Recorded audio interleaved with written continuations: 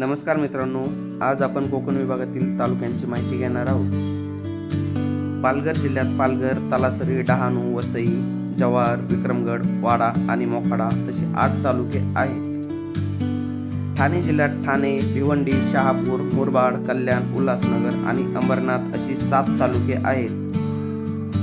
मुंबई शहरमध्ये एकही तालुका नाही आहे. मुंबई उपनगरमध्ये अंधेरी, कुर्ला, बोरिवली असे 3 तालुके आहेत.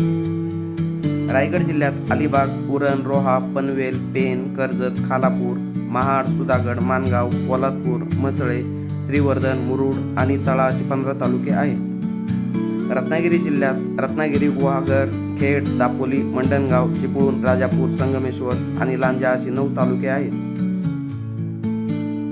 आणि सिंधुदुर्ग जिल्ह्यात कणकवली, कुडाळ, मालवण, वेंगुर्ला, देवगड, वैभववाडी, सावंतवाडी